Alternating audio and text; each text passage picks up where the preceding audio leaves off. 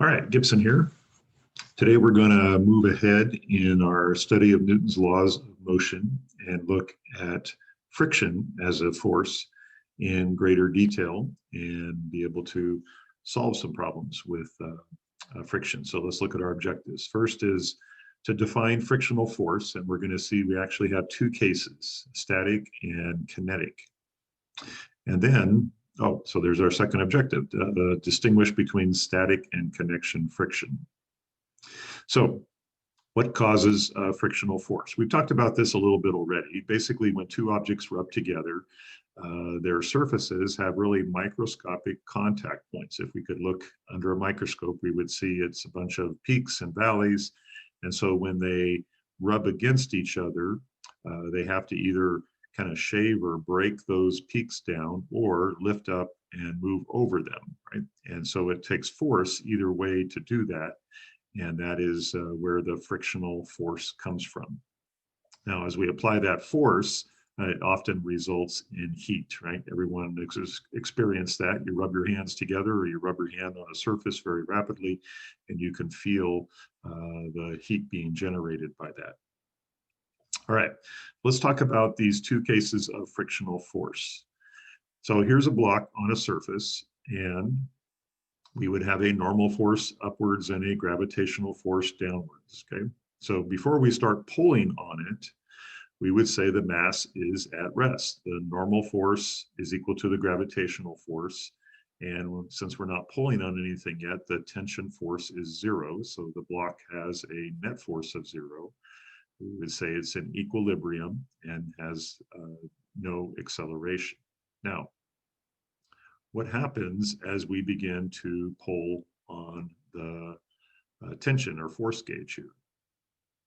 The mass is still at rest, but the tension force is not, right? But Newton's third law says that there has to be an equal and opposite force. So where does that force come from? If we're pulling on the block, but we haven't pulled it with enough force yet to actually get it to begin to move. Well, that other force is what we call a static frictional force, okay? So it's the friction that keeps the block from moving until we apply enough of a force that we're able to kind of break it loose from the table and have it begin to slide along the table. Now, we have a name for that force that's present before it actually starts moving. We call that static friction, okay? So let's define that officially. Static friction is the force exerted on one surface by a second surface when there is no motion between the two surfaces. Okay, and we're going to introduce something here called the coefficient of static friction. We use the little Greek letter, looks like a U, it's pronounced mu. And so what the equation here, it says that the static frictional force is less than or equal to the coefficient of static friction times the normal force, okay? So this is where we're now beginning to understand what actually determines the frictional force. It's a combination of two things, this coefficient of static friction and then the normal force. So think about it. It's basically how much the table's either pushing up or gravity is pulling down on that object as it sits on that surface. Now, the static frictional force, like I said, that in this equation, it says less than or equal to. So it's going to be anywhere from slightly greater than zero until it reaches a maximum value where the applied force is greater than the static friction. And we break the object loose and it begins to move along the surface. So let's look at that case, right, where we're applying a frictional force here, but this time the tension force is greater than the static frictional force. So we're going to be able to get the object to begin to slide, right? So at some point, if we apply a tension force greater than the static frictional force, it begins to slide. Now, once it's sliding, it will still have friction, and we call that friction, when it's sliding, kinetic friction. Kinetic is a word we're going to use a lot more here in this study of motion and energy. Think of kinetic just means motion, right? So this is friction when an object is in motion. So let's define that. The force exerted on one surface by a second surface when the two surfaces rub against each other because one or both are moving. Okay, so this is the friction that's present when an object is actually moving and the two surfaces are sliding past each other. So the equation is similar, except it's not less than, it's just equal to. The kinetic frictional force is equal to the coefficient of kinetic friction times the normal force. Okay, so in either case, whether it's static or kinetic, right, the frictional force is directly proportional to the normal force. So the greater the normal force, the greater the frictional force. You could say the same for the coefficient of friction. The greater the coefficient of friction, the greater the frictional force. Next.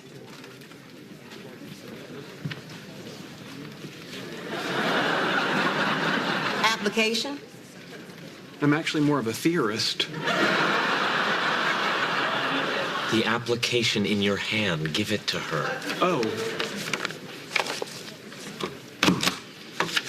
Take this to the testing area. Put your name at the top, sign the bottom, answer the question, and bring it back. Next. excuse me, but I have some concerns about these questions. Look at that sign up there. Yes? Does it say, I give a damn? No? That's because I don't. Just look. See, this first question makes no sense. Like, how many car lengths should you leave in front of you when driving? There's no possible way to answer that. A car length is not a standardized unit of measure. Look at the sign. Sheldon, it's C. Just put down I C. don't need your help, Penny. Listen to that little girl, honey. Put C. Next. No, wait, no, hang on. Look at this next question. Sheldon, why are you arguing with the DMV? How else are they going to learn? Look, question 2.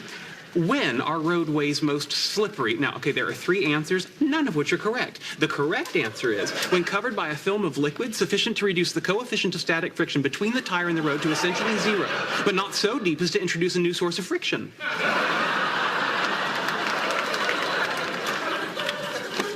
Here's your learner's permit. Go away. But I'm not done. I have many additional concerns about these questions. Don't make me climb over this counter. All right, come on. Let's go.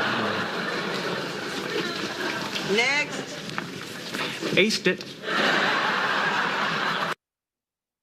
All right, a little bit of fun there with Sheldon as he takes his test for his learner's permit. He's got it figured out. He knows the difference between static and kinetic coefficient of friction.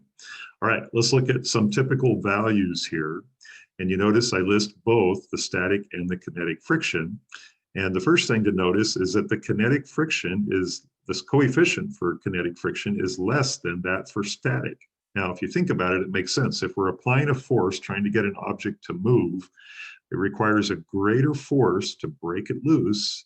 But once it's moving, we can apply a little bit less force. And that's what we see here, the difference between the static and the kinetic coefficient of friction. So for example, rubber on dry concrete. Why would I pick that? Well, that is the friction between a car tire and the road, right? So you can see the values there. The larger the value, right, the greater the frictional force is going to be. How about rubber on wet concrete? Okay, this was Sheldon's question. So here you can see the coefficient of friction is less, right? Once we have that wet surface, objects can slip more easily, and we see that by lower values for the coefficient of both static and kinetic friction. And here's some other values: wood on wood, steel on steel dry, steel on steel with oil. So any type of machinery, right, where you have moving parts, like a motor engine, right, with steel on steel. Here's the reason why we need to have oil in that, right? Look how dramatically it reduces the frictional force or the coefficient of friction if we have a thin film of oil between those two surfaces. Okay, it reduces heat, reduces wear, makes the engine run much more efficiently. Now, you're not going to be expected to memorize any of these values. If I give you a problem, you'll be able to either look these up, or I'll provide them to you, or in some cases, we'll actually be solving or calculating the coefficient of frictions. All right, let's look at a couple examples. It says you push a 20 kilogram wooden box across a wooden floor at a constant speed of 1 meter per second. How much force do you exert on the box?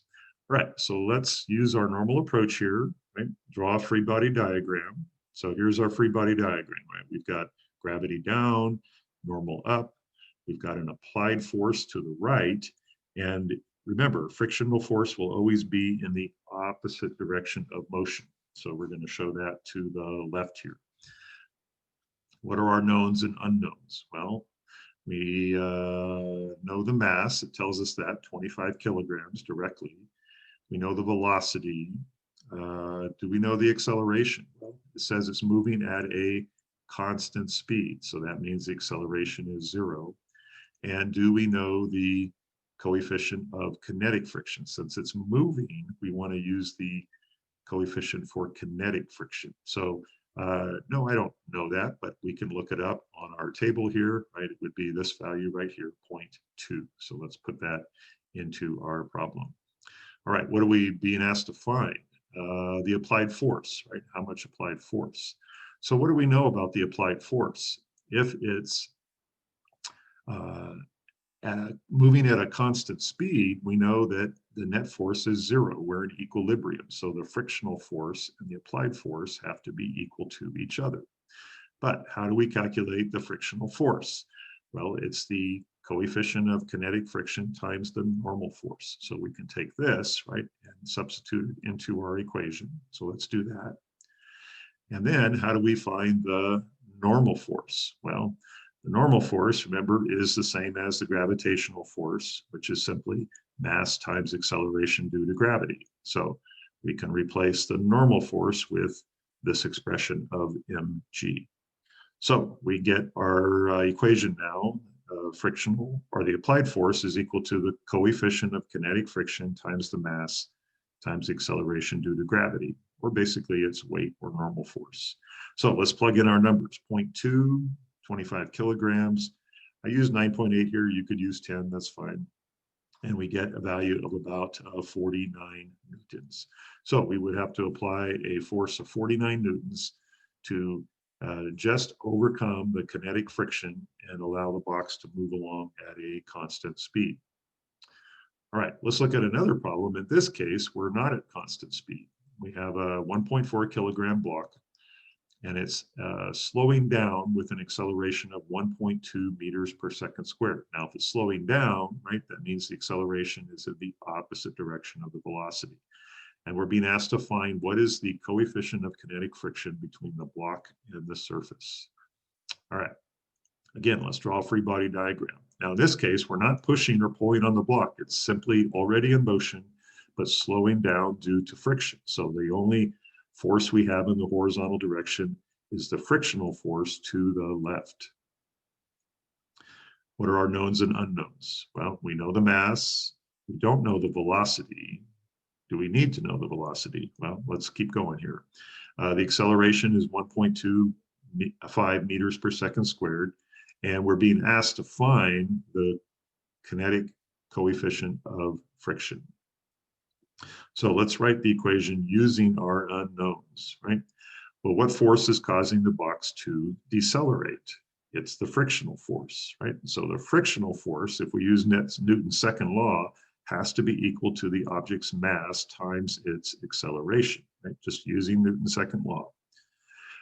And the frictional force we know is equal to the kinetic coefficient of friction times the normal force.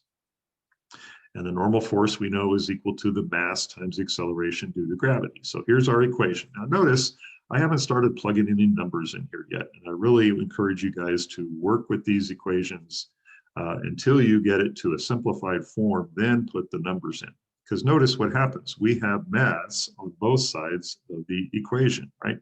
So we can drop out the mass. And if we're solving for the coefficient of kinetic friction, we simply just have to divide both sides by g, acceleration due to gravity. So we wind up with this kind of nice, clean little ratio here, the acceleration of the box divided by the acceleration due to gravity. So if we put in those numbers, right, we see we get a kinetic coefficient of about 0.127. Okay, so there's a couple examples of how we'll use the equation. We're using Newton's second law. We're using this concept of free body diagram to analyze the forces and determine are we in equilibrium or are we accelerating in each problem. It's very important to establish that right up front, right? Which case do we have? Are we accelerating? In which case we have a net force not equal to 0, or are we at constant velocity, which means we have a 0 net force and we are in equilibrium. All right, so we know how to define the frictional force. We know how to distinguish between the static and kinetic friction, and we've learned to solve some problems using Newton's second law and other concepts we've been working with. All right, that's the lesson for today. You'll see an assignment that'll give you about 7 or 8 friction problems to work out. Please go ahead and work those out. Just do them on your own paper.